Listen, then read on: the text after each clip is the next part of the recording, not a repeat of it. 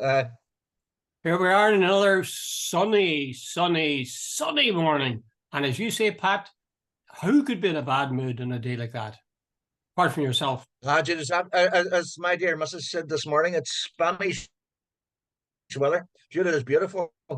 Here in Donegal, it's like paradise. I think yesterday it reached, I saw on the car at one stage, it reached something like 24, 25 degrees. Now, I presume that because of the car, it's got metal, it's slightly higher, but I'd say it was 22, Oh, 20, wonderful. 21, 22. Beautiful, beautiful day. Was the place packed with people coming in from Derry and from further upfield into Oh, Dun? do I went down to Buncrana on whatever the it was just a snake line of traffic both directions. And in fact, getting through Buncrana, every car, well, just about every car was a Northern registered car. Like Jude, the borders here just don't exist anymore. Like the whole idea that there's some sort of border between Donegal and Derry, that's long gone. Yeah. Like, by the way, the natural hinterland of Derry, the border, when I look at that squiggly line, is the most ridiculous border you'll ever Yeah. come across, because the natural any stone is more naturally aligned to Derry than does really to Donegal in many ways. Eddie Mahan of Derry Journal fame, sports Uh, commentator and former Derry City goalkeeper, said that people called him a yes. Donegal man. And what would you know about Derry? And he said he rejected that he was not a Donegal man. Uh, He was an Inishowen man, which he saw as being yeah. something different. His wife was brought in Carndonagh, and I don't think she was on the Kenny until she went to school there. Really? And people from any shown way back in the day, Yeah. their natural hinterland for shopping and all the rest was Derry, not Letterkenny. Anyway, that's off that. Yeah. Okay, let's go to something more important even than that. More hard to think of something more important than the sun and Donegal. I mean, two big Yeah. ticket items there. Okay, speaking on Radio 4 on Wednesday, you tell me, the former U.S. Treasury Secretary Larry Summers had something to say about Brexit. He said, Brexit reduced the competitiveness of the UK economy, put downwards pressure on the pound and upwards pressure on prices, limited imports of goods, and limited in some ways the supply of labour. Apart from that, it was great. No, he didn't say that last Uh, bit. yeah. You attach Have you ever, significance to that, Pat.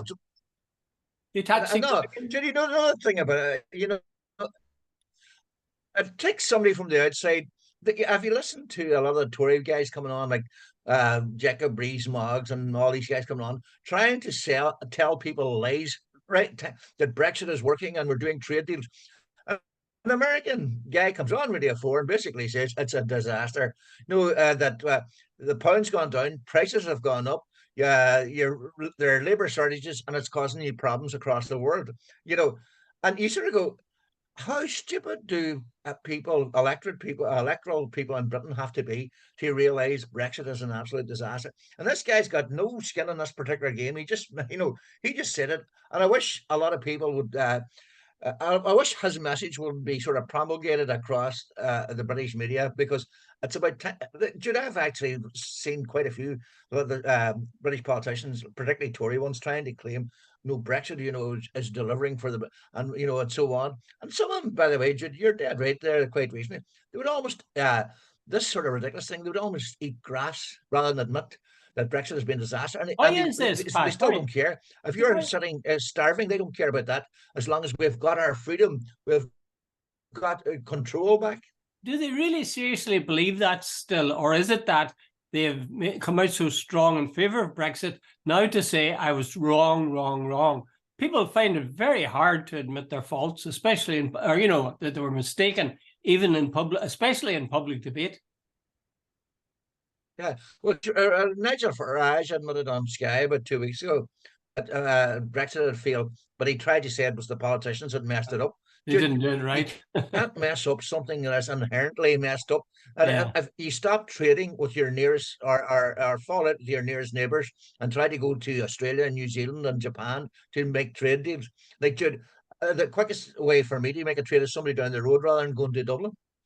So I wonder, do you think, would there be somebody very prominent in British politics, preferably somebody that isn't in the front bench of either the Labour Party or the Tory Party, was to come out and say Brexit never was a good idea, and it's certainly not a good idea now. And we really should apply for membership of the EU. Do you think, what would the response be? What you'd need there, I presume, is somebody who was a fairly serious player, who was pro-Brexit and now realizes that it's a disaster. That's good. That's I good one. think if you got a person who was previously against Brexit saying that it wouldn't work, you need some sort of convert. And I don't know who fits that particular bill. Yeah. I think if you had somebody, an awful lot of people would accept that lead. I know. And if you had somebody big saying, Yeah. I got it wrong, a lot of people would say, me too, me too. And, you know, they could start. I think if, say somebody like Michael Gove, Jude, come out tomorrow morning and said, look, this is wrong. We've got it wrong. You know, that like he was, you know, it needs somebody of reasonable substance to come out and say, no, maybe somebody who was well respected. I don't know, and the Brexit campaign to turn around and say, no, this is not working out how we thought it would. I suspect when you say that, you know, maybe it's got to do with the fact that Gove is a slight figure. I mean, he's a big animal in terms of the Tory party. He's a slight physique. I just have a feeling that they might need more than one, maybe indeed half a dozen, were to say it. Then that might persuade them. I think a lot of them know in their gut that it was wrong and it was stupid and it's really costing them, but they can't. They're trapped, like, you know. No, they're not going to admit that now. Not at all. No. Oh, well, there you are. I mean, this is, as you say, it's somebody who's no skin in the game making this point. And, well, they can't. The trouble is we're tied in with it. You're already, you're in the free part of Ireland, never in the EU. We're not. And we're waiting patiently. Yeah. However, with regard to that, John Alderdice, Lord Alderdice, former leader of the Alliance Party, has said that it's all over bar the shouting. Now, I'm not clear, Pat. I've read reports on this, and I'm still not clear. Is he saying it's all over bar the shouting in terms of the fact that there's going to be joint government by the Britain and by the south of Ireland? Or is he saying it's all over bar the shouting with regard to an all-Ireland border poll? No, he's definitely saying the former. He's saying he was. I read the article earlier this week. He was chatting about the failure of the DUP to sort of perform in government, and he said basically, now there was one sort of proviso, and he says, if we keep going down this path, and he says we're already pretty much well down it, it's all over by the shouting. Because he said if his analysis is that the DUP will not come back in unless they get what they want, and he feels that they will not get what they want, he says there will be joint authority. But he says it cannot be joint authority, or it can't be the old direct rule that was so beloved of many unions in the past, where Westminster called the shots and whatever. He said now the last two elections have proved conclusively that there is now a nationalist majority. You know, the majority, the bigger portion of the community is now nationalist. Yeah. And he says, attempting to impose direct rule from London and the old style that was there in the 80s and so on, he says, would be totally unacceptable. It'll be a seriously green tinge. And he says, the people who are bringing that about is basically the DUP. So that's my understanding. In fact, that is what he was saying. I find that very convincing. I don't actually find it convincing if you're to talk in terms of joint authority. I don't see the South as being given equal weight alongside Britain, but I do see it as having an increased role. He's saying there will be exactly, and he said, I think what he's implying, not only will it be an increased role, but it will be an increasing role. It'll be a role, as the years go on, it'll be more so.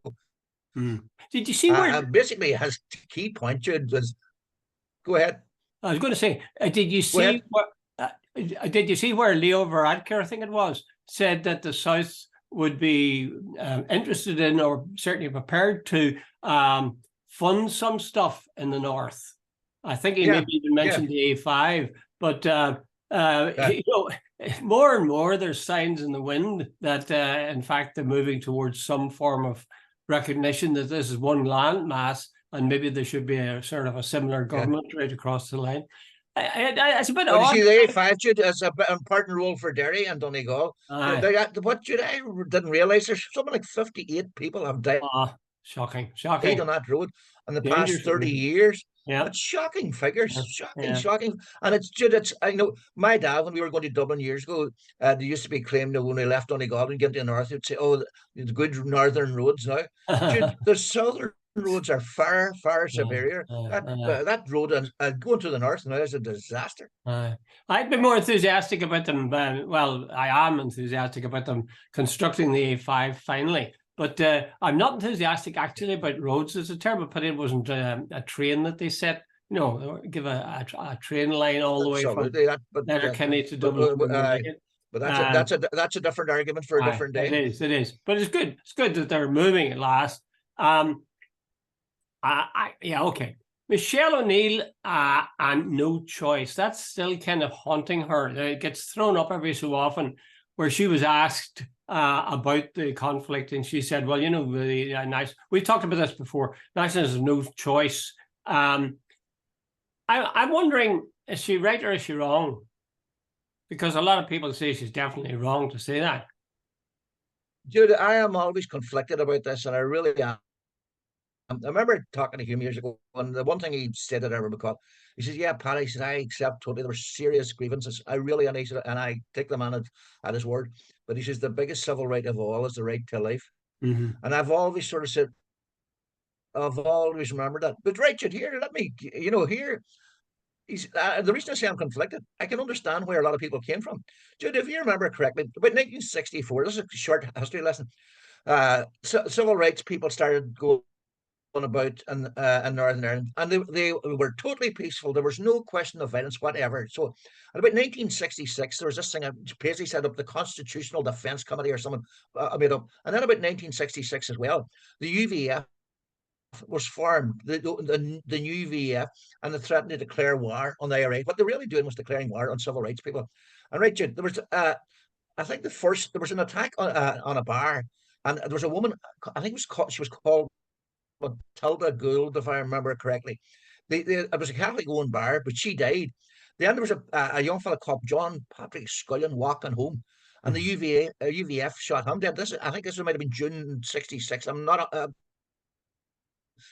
People can look us up. And then there was a famous attack by the UVF. And a young fella, 18-year-old Peter Ward, he was a barman. 3 boys were coming out of a pub, and they were sprayed, and they died. Now, Jude, they were all Catholics. The attacks were on them by members of the UVF. This was and put in context, 50 years of unionist rule, 50 years of a 93% RUC, 50 years of B specials over 100% Protestant and unionist. Now, Jude, if you press down on people so much, there's a fair chance somewhere along the way there's going to be an explosion. So put all that in context. I think Michelle O'Neill has got a point. A lot of people in the Catholic community just said, "To hell with this. We're not living like this anymore." And then of course, watch that program last week, Once Upon a Time in Northern Ireland. I thought was superb. A very simple visual explanation. The people who went out in Derry in the 68th on the 5th of October were clearly unarmed, were clearly only going out for civil rights, and they were attacked. And Jude, they were attacked viciously.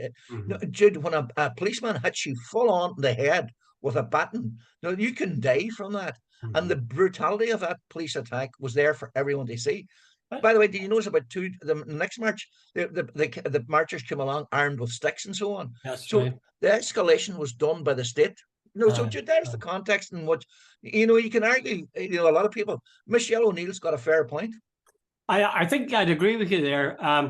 When I was growing up in the 50s in Derry, everybody knew the corporation was rigged. It was unions controlled, despite the fact that the unions were only 1/3 of the population.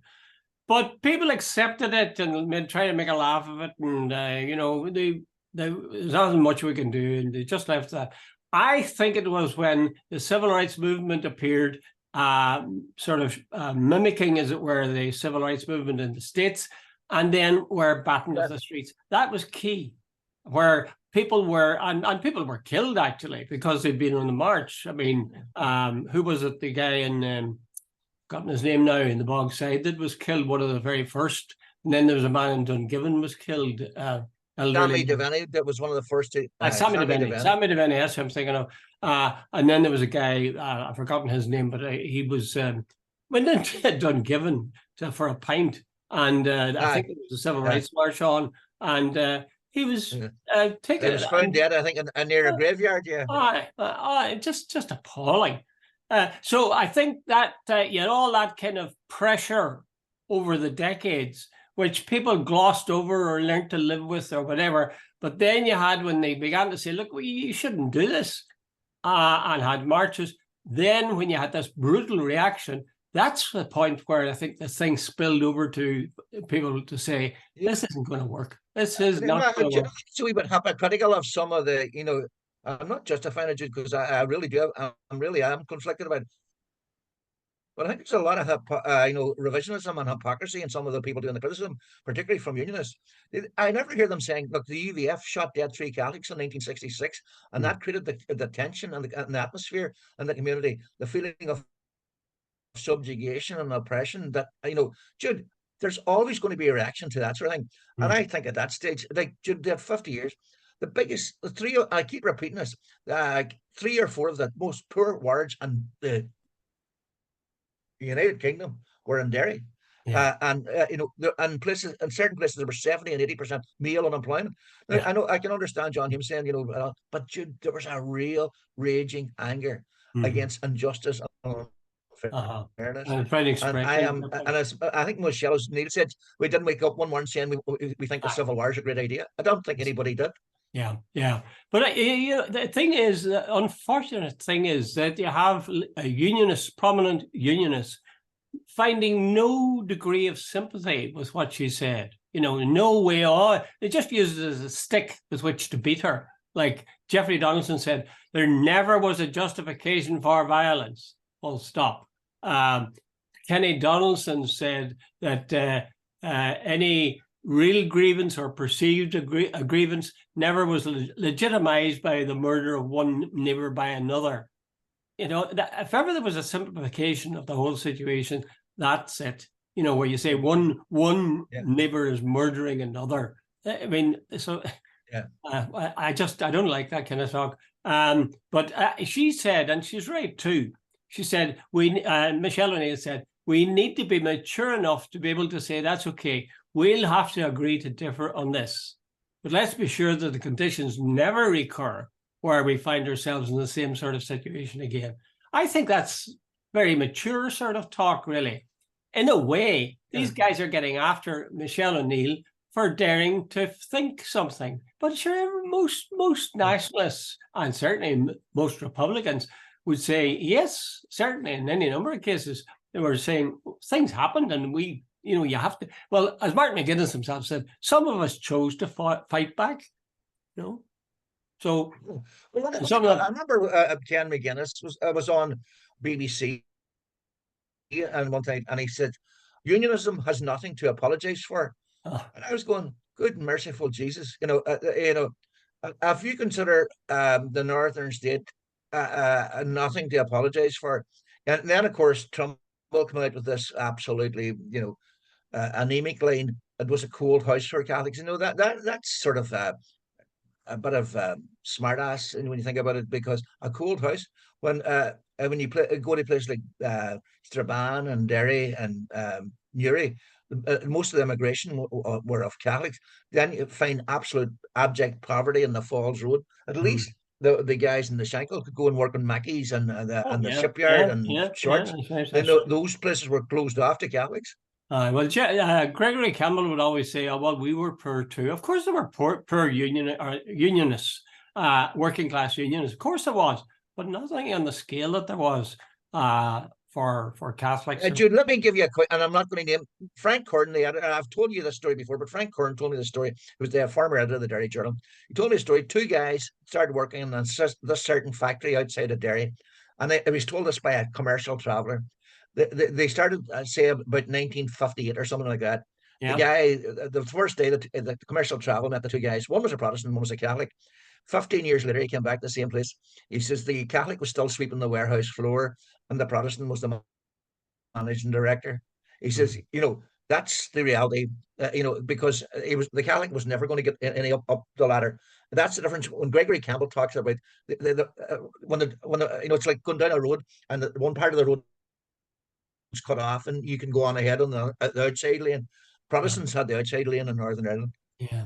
I'm just thinking, when I was growing up, there was no, they didn't tell us, but, they encouraged us, I think about teaching as a career. And I was wondering, why Yeah, was that? Oh, so many of my contemporaries became teachers.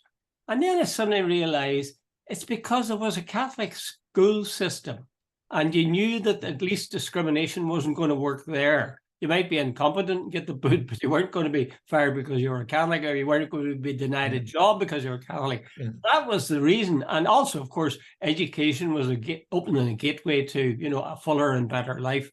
But yeah, there was terrible thing. I'm just amazed. I was talking to a dairy guy yesterday, actually, and I was saying to him, the thing that amazes me is that nationalists in dairy went from being sort of wry smile and a shrug of the shoulders for all this, manipulation and gerrymandering, to the point where something happened and over a short period of a couple of years, and the next thing he knew, there was a raging war on. It really was a Yeah. dramatic change, and it just shows you the kind of thing that must have been happening that would push them to do that, to make that change. October 5th, Jude, October 5th was definitely Yeah, a catalyst. yeah. I remember Martin McGuinness telling me, saying he was totally shocked that he said, if they can do that to our leaders, Mm. Eddie, people he respected, Eddie Yeah, McAteer, well, I don't know if he was there, but anyway, James Doherty, all those old the Catholic elite, and yeah. there was these policemen batting the shit out of them, with no respect for them whatsoever. And there was a Labour MP there. I think his name might have been Frank Rose, if I remember correctly. He was totally shocked as well. And Mary Holland, who was with the Observer, then she was sent over, and she said she couldn't believe that this was part of what was going on in Northern Ireland. Mary Holland Was made part a of very Britain. valuable You know, contribution, I think, then, because I remember her articles. yeah, And, here was this articulate English woman telling the British public about a place that they had chosen to forget for decades. yeah. So she really, as they say, she did some service to against the state rather than for the state. Yes. Okay, let's go on and look at this prediction. This seems to be a really big one. They're saying that the next election to Westminster, which will be what, in a year's time, maybe just over a year's time, they're saying that Just over a year's time. somebody is saying, I've forgotten who the commentator is, but they're saying that Sinn A Féin, guy called Donaghy, Donaghy, if I was it? remember correctly. Right. Okay. I So think he's that. I think that's his name. Yeah, yeah. So yeah. he's saying 3 seats could be won, or will be won probably, by Sinn Féin. And he even lists what they are. I'm trying to think now. What did he say?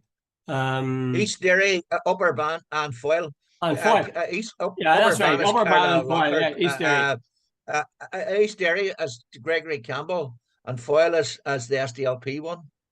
Well, Uh, do you would you believe that then? Do you think that's going to happen? he said that there's a whole lot of ifs and buts and so on, but on the trajectory, if everything works out I think he's based on Jude on the local government elections, the turnout and all that sort of stuff. Now Yeah. there are a few imponderables that I presume he can't factor, but if the trend of the last two elections are to continue, that's, I think, the proviso. Uh, he's saying that Sinn Féin would take. I wrote it down: East Derry, which is Gregory Campbell's seat; Upper Ban, which is Carla Lockhart's; and Foyle. I think that's the three I mentioned earlier on. So that takes Sinn Féin up to 10. I was wondering about, which would be a man, quite a coup. Well, it would be in keeping with what they've been doing a lot for the last couple of elections in the north and the south. The Foyle one intrigued me a bit, though. You emphasised the fact that Colm Eastwood took that not just by a couple of hundred votes, but by how many thousand? 15,000. 15,000. That's quite a majority to have to overturn. Exactly, and I don't see any candidate for Sinn Féin that standing out in Derry right now. A really genuine. Now the mayor the outgoing mayor is a girl called Sandra Duffy. She's an absolutely lovely person. She's a very very affable, capable person. Now I don't know what the internal machinations of Sinn Féin are, but Sandra struck me as a type of person who could do a very good job because she's very, very, very popular. But having said that, Sinn Féin and Derry has been in turmoil for quite some time. So how they sort themselves out is a big issue. But they seem to have done that actually with the local council elections. I mean, they lost, didn't they lose an awful lot of Yeah, they have. seats, Yeah, and all they've their somehow turned candidates that got right elected. around. Yeah, yeah, They cleaned it out, yeah, which must have been very hard. The person I felt sympathy for, to be honest with you, was Martina Anderson, because she was one of the ones that was on yeah, the receiving end of the cleanup. And yet on the day of the yeah, council elections, you could see her at, I don't think she was in Derry, I think she was somewhere in Antrim.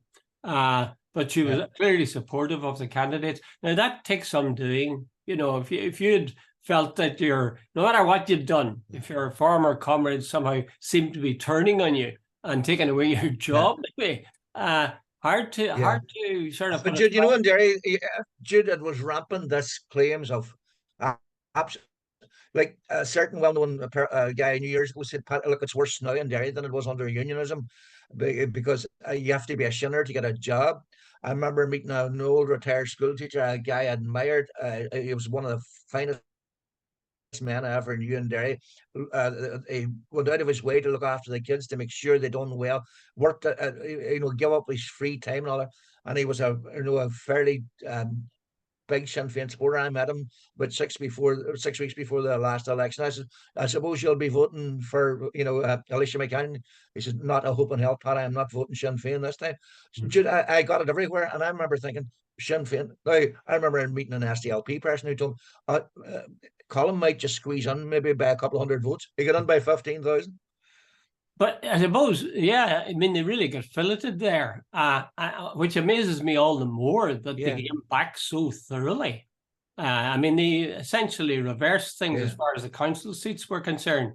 So if they're able to do that, it's quite possible that they'd be able to do the same thing with regard to the seat occupied by Colin Eastwood at the moment, do you think? Or would that be too big an ask? Yeah, yeah. Which? Well, the only question mark I have is I don't see any big dominant figure. There's no Martin McGuinness in there anymore. There's no Raymond McCartney. I don't know who the hell they have got that's going to come up now, up through the ranks and sort of take on Colin Eastwood. But no, based on statistics and figures, yeah, they should do it. Well, there's a guy, you'd be surprised when people pop up you never heard of. Like that, I should know his name, but that red-headed guy that has joined the emerged and joined the SDLP. I mean, I didn't know any. The guy in Belfast, whose name escapes me totally. He's very, very good, very, very very good, articulate, very articulate. able, he worked. He worked. Jason, you're doing. He worked, I think, in number 10. Downing Street for a while. He's very, very. He's a polished media performer. Yeah, so that's an example of the kind of person that you mightn't have heard of or mightn't have seemed to exist, and they suddenly appear. I would feel optimistic, although it is, if they turn Foyle around, I'd say they're totally unstoppable. Somebody was saying actually that it's bad that there should be too many seats from the SDLP going to the Shinners, because that makes for problems in terms of second preference votes. It does, yeah. Have it more organized. Judy, but here would be to me, it would be if Gregory Campbell lost his seat to Sinn Féin, that to me would be a sort of high water mark. It would be mark the turning of the tide big time. Absolutely, that would be symbolic of Northern Ireland's decline for me. Gregory had a massive majority at one stage. What? Well, I'm thinking of in Belfast here. I would have said almost the tide turned when Nigel Dodds lost in North Belfast. Yeah. Because Jerry Kelly was chipping away at that, trying. And again, they came up short. And then one time he said, the numbers are there for nationalists. I think he might have said Catholics. And they threw everything at him to say he was a sectarian and God knows what. Yeah. Anyway, see again, Sinn Féin is so smart. They moved Jerry Kelly out and put in John Finucane, and John Finucane took it for a time. Unbelievable. Yeah. The acceptable face. Yeah.